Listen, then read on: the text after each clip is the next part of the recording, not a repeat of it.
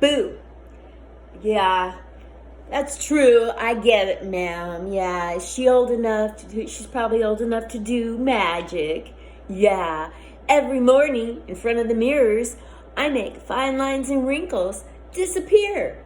Yeah, sir. Yeah, I'm probably old enough to do voodoo. Thank you. If you make me mad, the wrinkles reappear on your face. Deal with it. But it might be like you say in the back row there. Maybe she's old enough to have escaped from a nursing home. It's possible. And you back there? She's aging backwards, yeah. 660 years old, 159, 158, and so on. All of a sudden, look, Ma, I don't need any candles anymore. Ma? Where are you, Ma? Yeah, but the biggest one I get is, in a place like this, the biggest one I get is, look, Ma. The biggest one I get is she even old enough to be in here? Oh, yeah, I get that. I just turned 21. Give it up for me. Woo! Just turned 21 for the third time. Yeah, to save on candles, my birthday has become like an anniversary. But I only celebrate my birthday anniversary once every 21 years. So that means I've had 3 birthdays, and 3 times 21 plus 5 years. Yeah. Yes, sir, 68. That's right. Didn't confuse you. Didn't confuse the lady heckler last night when she yelled out, you look good for 68. And I said, oh, you sound like every white man that talks to me. You look good for your age. Yeah, and that's why I like black men. Because they'll say, where's your dirty minds? Because they will say, you look good, mama. Yeah, I like mama a lot. Now, don't even get me started about white hipsters, because they say, you look amazeballs. And look at me. Do you think I can hang with amazeballs? No, it's not going to happen. I don't care. I can't hang with it. Please don't call me amazeballs. But here I am, 68, up here doing comedy, the world's second oldest profession. Yeah, court gesturing. Yeah, back in the days of kings and queens, court jesters did the comedy. And I know this because I hired and trained them all. Yeah. It was a lot of job security for me, not so much for them, because if they bombed, they literally went head over heels over themselves. It was a different time. Don't blame the messenger. But I love aging. I have to back that up. But the first oldest profession in the world was not a stand-up career at all. We all know what that one was, right? It was easier, far easier to take lying down. Evidently, allegedly. I'm just saying, this is the second oldest profession. But I love aging. Yeah, because I'm winning. I'm 68 and I procrastinated and now I'm winning. I have beautiful hair, brand new spanking white teeth, yes, and a great rockin' body at 68. Do you know my original teeth were so yellow and leaned so far to the left? Well, if they would have leaned any more to the left, I'd have had to change political parties. Yeah, turns out it's easier to get all your teeth pulled, top and bottom, in one dental appointment with no Novocaine, no numbing agent, than it is to go online and switch your political affiliation. Winning. Yeah, but being old is so much fun. Unless you try to go outside and do one thing. You know, like be noticed. That seems to be pushing the envelope. People ignore old people. And check out these dimples. I look sweet and innocent. But trust me, you ignore me, I get worse. There's a cause and effect. Yes. And I'm very chatty, so I'm kind of like Casper the Friendly Ghost. Yeah. And being invisible is a superpower. Do you know I've been up and down the strip? And I've crashed every swimming pool in every major hotel? And you know what the benefit of that is? All of a sudden you get a letter in the mail that you've been cited in 73 and a half hotel pools without permission. Then pretty soon they don't invite you to be on jury duty anymore. I don't know about that cause and effect, but it's fine with me. Yeah, and trying to go shopping?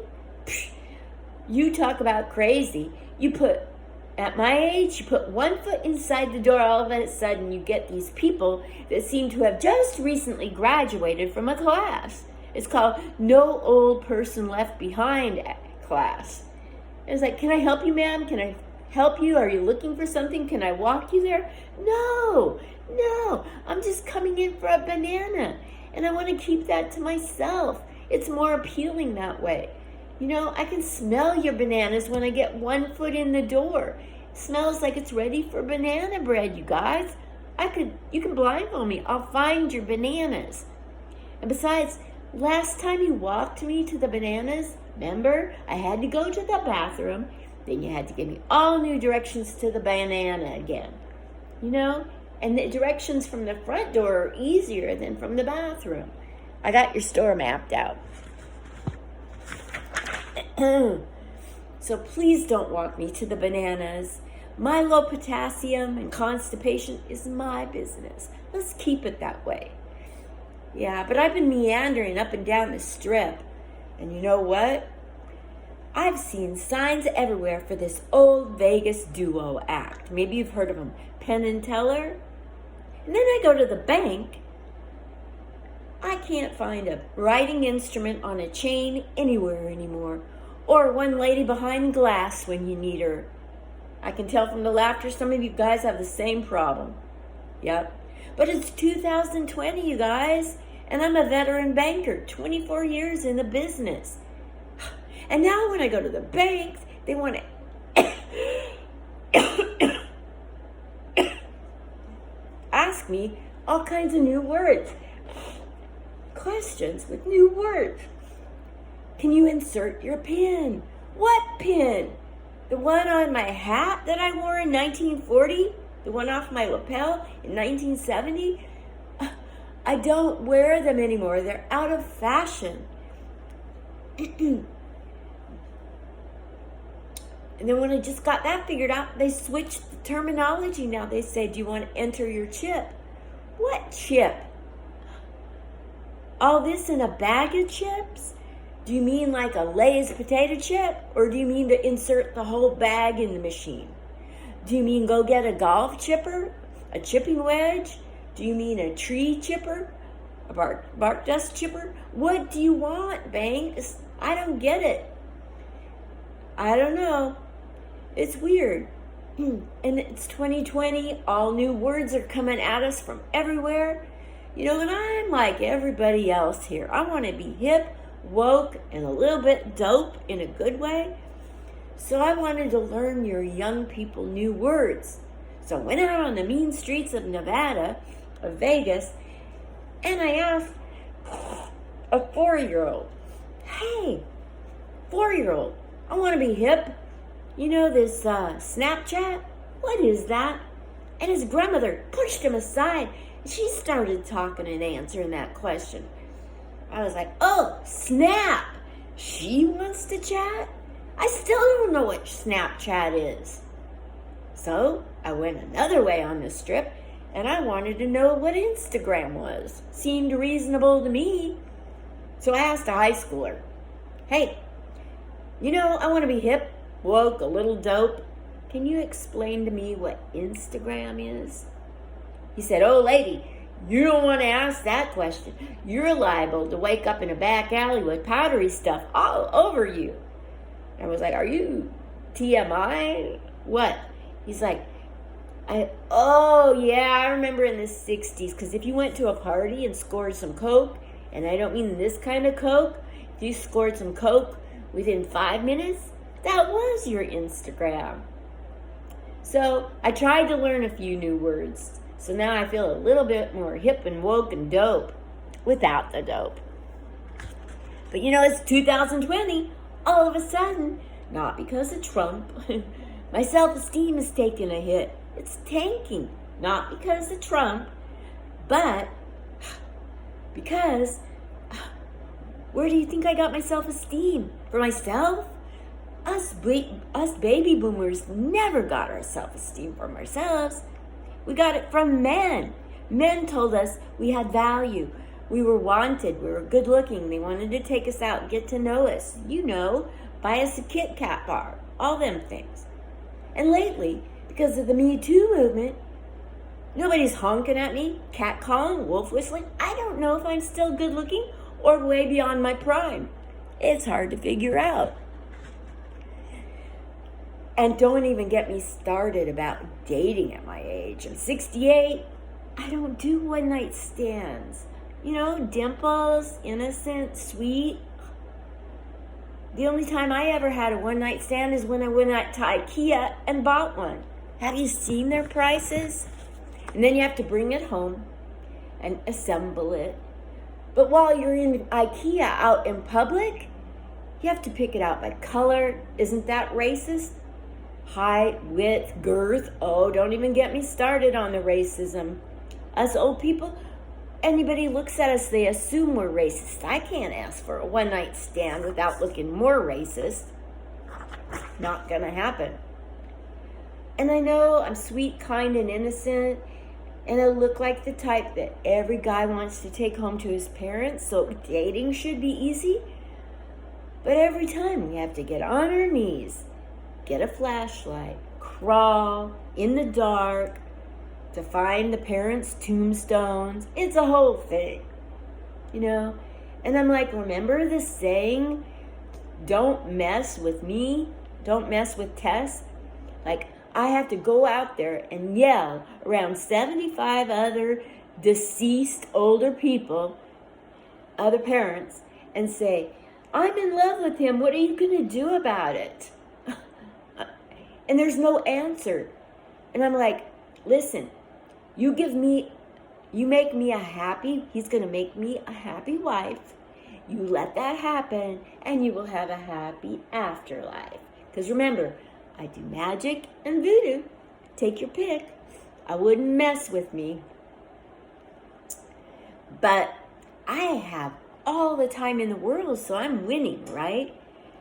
Well, not all the time in the world per se, just every dang day. I have 24 hours to do something with. And it feels like all the time in the world, every day. So every day I get on Facebook and I post and I post and I post. In 10 years, I posted and got 200,000 likes. Anywhere between 30 and 82 jokes a day for 10 years. Yes. Oh my gosh. And do you know what that averages out in likes a day? 59. 200,000 likes over 10 years makes 59 people say they like your, out of 5,000 people, 59 said they liked my joke. The authors, see why I hate math? I hate math. Yeah. It was horrible getting only 59 likes a day off of 82 likes. And I know I got 82 likes one day because I got my phone rang. And a 74-year-old comic told me she unfriended me. Why? She cited that she missed her doctor's appointment because of my jokes. She read them all. She counted them. She blocked me on Facebook. Called me to tell me that she blocked me because she had to read all my jokes and missed her doctor's appointment. What a cuckoo. Cuckoo for Cocoa Puffs. So I made up a story. I said, yeah, I know your doctor called me to thank me. Might not have been fun working that hard to get 200,000 likes over 10 years. It's only 59 likes a day and I hate math. But I'll tell you what, getting rid of a 74-year-old hater, totally worth it. Totally. And the weird thing is, after you get a couple 100,000 likes off of your road rage on Facebook, somebody in New York is going to say, oh, you're so tough, get out here to New York and try your shtick. So I got up to New York, went out there to try my comedy in New York, and when I got there, I saw the Empire State Building. It was so tall and beautiful, and I was so excited. because Trump didn't build it. And I heard that song in my head, you know, if you can make it here, you'll make it anywhere, right? And then I heard that voice, you know the voice. Get out of the bike lane, you crazy witch. And I jumped and I was shook and I couldn't shake being shook and I needed a shrink. And I got me the best shrink I could. But even at that, she started stealing my identity. Not like credit cards or money, nothing like that. All my symptoms. I told her I had headaches, nausea, vomiting, couldn't sleep because of getting yelled at in New York City in my first 5 minutes in New York City. Everything I told her, she says, oh, I've got that. That's no big deal. I've got that. Everybody's got that. I've got that. Everything I had, she took. So I took her husband. In my mind, this is a clean set. We think those things, but we don't do them, right? But I'll tell you what. Now, I was in the Army in 74. And I love now reaching back and doing comedy for military and veterans. I've done comedy on both sides of the coast and everywhere in between. I love making my military and veterans, spouses, caregivers laugh and forget what our country has made them do for us. I love it. They make me feel tingly all over. And I just want to say thank you for your service to me personally. You're making me feel so good. Oh my gosh. You have no idea how good I feel. Oh my. But the problem is, every time you do something, somebody's got an idea how to make it better.